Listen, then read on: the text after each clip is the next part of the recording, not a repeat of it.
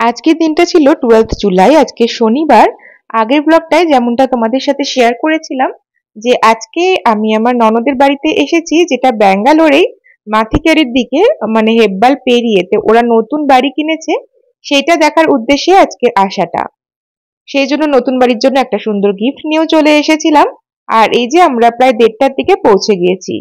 তো চলো এখন তোমাদেরকে একটুখানি আমার ননদের বাড়িটা ঘুরে দেখাই, আর তোমরাও কমেন্ট করে আমাকে অবশ্যই জানিও তোমাদের কেমন লাগলো।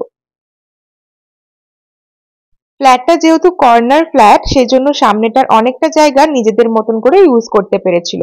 তারপরে দরজা খুলে ঢুকলেই হচ্ছে একটা লিভিং এরিয়া, যেখানে ভীষণই সুন্দর একটা সোফা সেট রেখেছে আর তার সাথে সেন্টার টেবিল। সামনেটা পুরোটাই হচ্ছে ডাইনিং এরিয়া, যেখানে ডাইনিং টেবিল রাখা আছে, তার সাথে টিভি আর একটা ছোট্ট বসার সোফা। তার পাশেই হচ্ছে ব্যালকনির পাশে একটা ছোট্ট করে জায়গা করে কিন্তু খুব সুন্দর মন্দিরের জায়গা করা হয়েছে।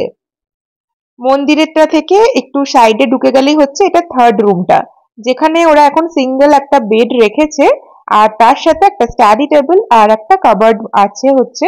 আর এটা ওয়াকারটা যেটা সাইড করে রাখা আছে। ঠাকুর ঘরের ঠিক পাশেই হচ্ছে ব্যালকনিটা। ব্যালকনিটা কিন্তু অনেকটাই লম্বা, কারণ এটা অ্যাকচুয়ালি হচ্ছে ইউটিলিটি আর ব্যালকনি দুটো হিসাবে ইউজ করার জন্য বানানো হয়েছিল।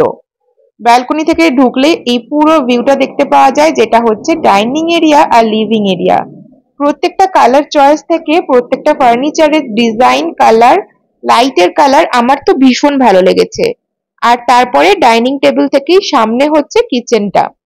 কিচেনের সাথে কিন্তু সুন্দর একটা হচ্ছে ব্রেকফাস্ট কর্নার করা আছে।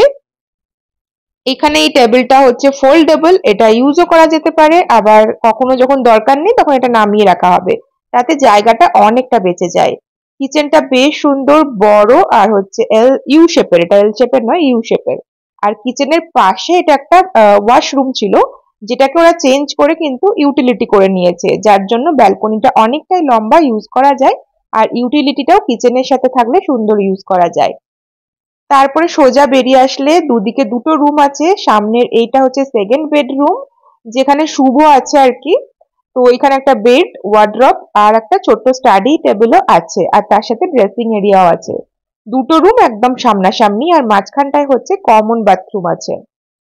এটা হচ্ছে মাস্টার বেডরুমটা, আর এটার সাথে একটা অ্যাটাচ ওয়াশরুম আছে। দুটো ওয়াশরুম এনাফ থাকে, সেই জন্য থার্ড যে ওয়াশরুমটা সেটাকে ইউটিলিটি বানিয়ে নেওয়ার প্ল্যানটা কিন্তু আমার বেশ ভালো লেগেছে, কারণ কিচেনের সাথেই ইউটিলিটিটা দরকার হয়। আর এই যে তোজো এখন তার পিসমশাইয়ের সাথে বসে আছে।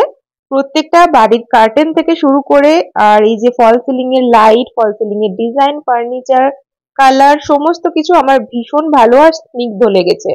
তোমাদের কেমন লাগলো কমেন্ট করে অবশ্যই জানিও। আজকের এই ব্লগটা তো এখানেই শেষ করছি। যদি ভিডিওটা ভালো লেগে থাকে তাহলে অবশ্যই আমাকে লাইক, কমেন্ট আর শেয়ার করে জানিও। আর যদি ভালো লেগে থাকে আমার পেজটা, তাহলে অবশ্যই ফলো করে দিও। পরের ব্লগে আবার দেখা হচ্ছে। সবাই ভালো থেকো, সুস্থ থেকো। টাটা।